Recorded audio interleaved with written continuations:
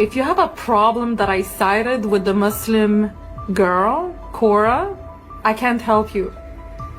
So don't send me DMs. Don't follow me.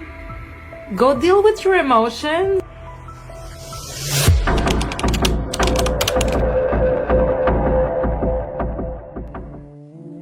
एक debate, एक मुस्लिम खातून और सामने थी 20 ईसाई खातून। कुछ ही घंटों में इस डिबेट के छोटे छोटे क्लिप पूरी दुनिया में फैल गए। लाखों लोगों ने उन्हें देखा। किसी ने कहा यही इस साल की सबसे दिलचस्प डिबेट थी, तो किसी ने कहा नहीं, लोगों को सिर्फ आधी कहानी दिखाई जा रही है। लेकिन सबसे ज़्यादा हैरानी की बात यह थी कि इस डिबेट को देखने के बाद कुछ ऐसे क्रिश्चियन लोग भी सामने आए जिन्होंने खुलकर कहा कि उन्हें कोरा की बातें मजबूत लगीं, और यहीं से स्टेज पर खत्म होने वाली बहस सोशल मीडिया की बहस बन गई। दोस्तों, आज से करीब 3 से 4 दिन पहले हमने एक वीडियो अपलोड की थी जिसका टाइटल था 1 मुस्लिम वर्सेस 20 क्रिश्चियन वुमेन। उस वीडियो में एक तरफ सिर्फ एक मुस्लिम खातून थी और दूसरी तरफ 20 ईसाई खातून मिलकर उनसे सवाल कर रही थी। पूरी डिबेट अंग्रेजी जुबान में थी, लेकिन हमने उसे आसान उर्दू हिंदी में आपके सामने पेश किया। उस वीडियो में हमने ये भी बताया था कि डिबेट के बाद कुछ ईसाई लोगों ने खुद कहा कि इस डिबेट ने उन्हें अपने मजहब से दूर कर दिया, जबकि कुछ लोगों ने कहा कि उन्होंने इस्लाम को और करीब से समझना शुरू कर दिया है। अल्हम्दुलिल्लाह। दोस्तों, आप लोगों ने उस वीडियो को बहुत ज़्यादा सपोर्ट किया, ढेर सारे कमेंट्स आए और सबसे ज़्यादा एक ही डिमांड आई, इसका पार्ट 2 भी लाइए। तो दोस्तों, आपकी उसी फरमाइश पर आज हम इस कहानी का दूसरा हिस्सा लेकर हाजिर हैं। आपसे गुजारिश है कि इस वीडियो को भी खूब सपोर्ट करें, इसे लाइक करें, ज़्यादा से ज़्यादा शेयर करें और काम पसंद आने पर हमारे चैनल को सब्सक्राइब भी कर दें। दोस्तों, ये वीडियो वायरल होते ही हज़ारों नहीं लाखों लोग कमेंट सेक्शन में अपनी अपनी राय देने लगे।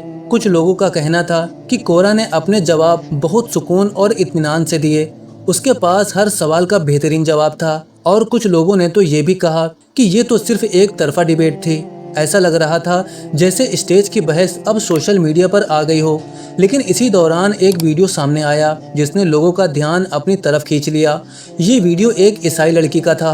उसने कैमरे के सामने आकर कहा, अगर तुम्हें इस बात से परेशानी है कि मैंने मुस्लिम लड़की कोरा को सपोर्ट किया तो मुझे DM मत भेजो, मुझे फॉलो मत करो और अपनी नाराज़गी खुद संभालो। उसकी ये बात सुनकर बहुत से लोग हैरान रह गए। आखिर सिर्फ अपनी राय रखने की वजह से उसे बार बार सफाई क्यों देनी पड़ रही थी? और उससे भी बड़ा सवाल, आखिर डिबेट में ऐसा क्या हुआ था जिसकी वजह से कुछ ईसाई भी कोरा के बारे में खुलकर बोलने लगे? आइए सबसे पहले उसी डिबेट का एक हिस्सा देखते हैं। I think it's a coincidence that we see Muhammad claiming, yes, Jesus was a Muslim, or any of the claims that we see in the Islamic religion, that Jesus was a good prophet, or he was a messenger of God. It sounds good, but it's a little bit of a twist that actually causes the truth to be a lie, because I think it's demonic in nature. There's this demonic entity that is saying, say the truth just enough that you can deceive. Right. Do you have any denomination? I'm non-denominational. Okay, non-denominational. But So I would okay, assume. but that's great. Wait, I want to That it's respond. partially corrupt. Wait, I want to finish So you responding. Wait, cannot I asked a pick question and so I can choose and cherry establish. pick what parts of are. Okay, I was going to respond to you. that. I was By going to the respond way, to that. Wait, hold Why on. would you use the corrupted book to use your reference as if Muhammad is the final messenger of God? Okay, perfect. Why so would you use let me respond to that real quick. So first off, the reason why I started with the Bible is because you guys are all Christians. So I'm We going to affirm start. the Bible. Yeah, so I'm going to So you start with. can't use the Quran exactly, to exactly. Bible You that guys you believe affirm is the Bible, corrupt. so I'm going to use something that you guys affirm to first establish a standard for prophethood. But I want to respond to that real quick. So you said there's a problem with you picking and choosing. Yes. You said that you're non-denominational, which means I assume that you accept the 66 book canon that does not include the book of Enoch. So in the New Testament, it includes the book of Jude. And the thing book of that's in Jude, question wait, I'm in the is middle of Prophet speaking. Muhammad. My issue with you saying that there's a problem with me picking specific aspects that are in line with divine revelation is because your Bible itself does that. For example, the book of Jude cherry picks specific aspects of the book of Enoch and deems them divine revelation, whilst you, as a non-denominational Christian, do not believe that the book of Enoch is divine revelation at all, which means She takes Apocrypha. You don't know know that. she takes Apocrypha. she just said she's I non-denominational. affirm the Old Testament and the New Testament. Do you accept the book of Enoch? कोरा ने अपनी बात पूरी की, लेकिन बहस वहीं नहीं रुकी। उसके जवाब के बाद भी सवाल उठते रहे और दोनों तरफ से अपनी अपनी दलीलें पेश की जाती रहीं। मगर सोशल मीडिया पर लोग किसी और चीज़ की बात कर रहे थे। बहुत से लोगों का कहना था कि उन्हें कोरा का जवाब देने का अंदाज अच्छा लगा। आवाज़ ऊंची करने के बजाय वो पहले सामने वाले की बात पूरी सुनती और फिर अपना जवाब देती। यही वजह थी कि डिबेट खत्म होने के कुछ ही घंटों बाद एक और वीडियो तेजी से वायरल होने लगी। इस बार एक दूसरी लड़की ने कहा, बहुत से मुसलमान ऐसे हैं जिन्होंने पूरी बाइबल पढ़ी है, लेकिन कितने ईसाई ऐसे हैं जिन्होंने पूरा कुरान पढ़ा है। और मेरे हिसाब से एक अच्छी तरह पढ़ी लिखी मुस्लिम लड़की का सामना करना आसान नहीं था। इस बयान के बाद कमेंट सेक्शन में फिर बहस शुरू हो गई। कुछ लोग उसकी बात से इत्तेफाक रखते थे और कुछ लोग बिल्कुल नहीं। लेकिन कोरा के सामने अभी एक और सवाल आने वाला था। इस बार सवाल सिर्फ बाइबल का नहीं था, बल्कि ये था, अगर कोई अपने ही मजहबी उसूलों का हवाला देता है तो क्या उसी से उसकी बात को परखा जा सकता है? Why would you use a corrupted book to use your reference as if Muhammad is the final messenger of God? Okay, perfect. Why So, would you use let me respond to that real quick. Do you have any denomination? I'm non-denominational. Okay, non-denominational. But So I would okay, assume. but that's great. Wait, I want to. Wait, I want to respond. Partially corrupt. Wait, I want to finish So you responding. Wait, I asked a pick question and so I can choose and cherry establish. pick what parts of are. Okay, I was going to respond to for you. that. I was By going to the respond way, to that. Wait, hold Why on. would you use a corrupted book to use your reference as if Muhammad is the final messenger of God? Okay, perfect. Why So would you use? let me respond to that real quick. So first off, the reason. Debate में कोरा ने सामने बैठी एक ईसाई खातून से पूछा, क्या आप किसी खास फिरके से हैं? उन्होंने जवाब दिया, नहीं, मैं किसी खास फिरके से ताल्लुक़ नहीं रखती। इसके बाद कोरा ने बुक ऑफ जूड और बुक ऑफ इनोक का जिक्र करते हुए अपनी बात रखी। उसका कहना था कि अगर आपकी अपनी रिवायत में भी दूसरी किताबों के हवाले मौजूद हैं तो फिर मुझ पर चुनिंदा हवाले देने का एतराज़ क्यों किया जा रहा है। जैसे ही उसने अपनी बात पूरी की, कई आवाज़ें एक साथ सुनाई देने लगी। डिबेट का माहौल पहले से ज़्यादा गर्म हो चुका था, लेकिन इसी दौरान एक ऐसा लम्हा आया जिसने बहुत से देखने वालों की नज़र अपनी तरफ खींच ली। सामने बैठी एक ईसाई खातून मुस्कुराई और उन्होंने कहा, All right, Cora, this is going great. You're a sharp girl.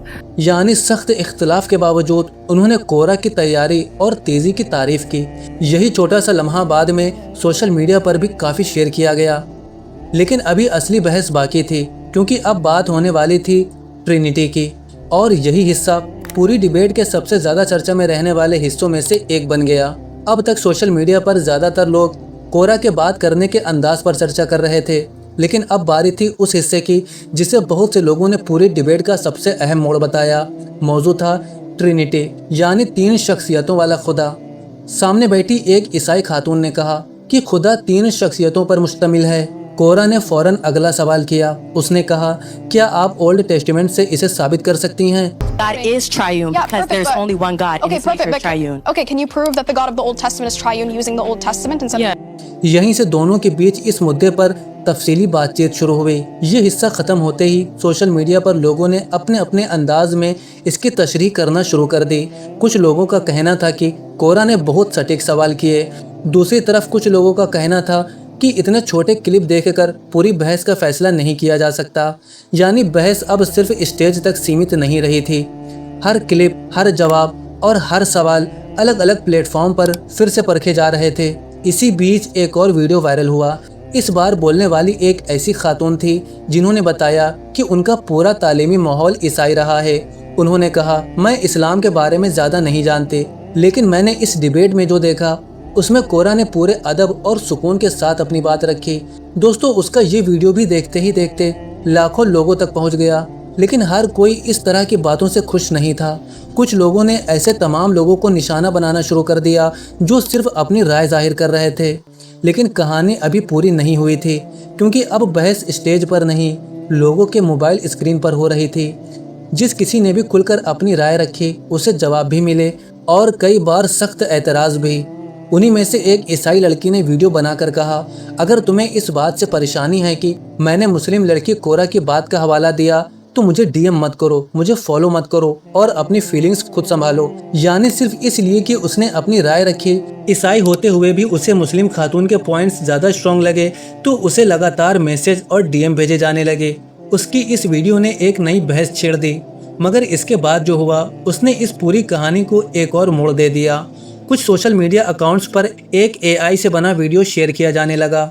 उस वीडियो में कोरा को वीडियो गेम के किरदार की तरह दिखाया गया और उसे बुरी तरह हारते हुए पेश किया गया।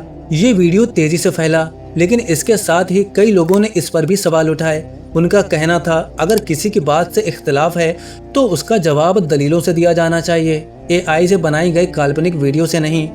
एक बात तो साफ थी, चाहे कोई इस डिबेट से इत्तेफाक रखता हो या बिल्कुल इख्तिलाफ, लेकिन इसने दुनिया भर में एक बड़ी चर्चा जरूर छेड़ दी। स्टेज पर होने वाले कुछ घंटों की बहस सोशल मीडिया पर कई दिनों तक चलती रही। लोग आज भी उसी डिबेट के अलग अलग हिस्से देख रहे हैं, उन्हें अपने अपने नज़रिए से समझ रहे हैं और अपनी राय दे रहे हैं। यही वजह है कि कई दिन गुजर जाने के बाद भी इस डिबेट का नाम अब तक चर्चा में है। अब मैं आपसे जानना चाहूँगा, अगर आपने इस डिबेट का पहला और दूसरा हिस्सा दोनों देखा है तो आपको सबसे स्ट्रॉन्ग डिबेटर कौन लगा? अपनी राय कमेंट में ज़रूर लिखिए। और दोस्तों, अगर आपको ऐसे ही वीडियोस देखना पसंद आती हैं तो वीडियो को लाइक कीजिए, चैनल को सब्सक्राइब कीजिए। और आपको स्क्रीन पर जो वीडियो दिख रही है दोस्तों, ये एक बहुत ही अहम वीडियो है। इस वीडियो पर अभी क्लिक करें क्योंकि ये वीडियो भी आपको ज़रूर देखना चाहिए।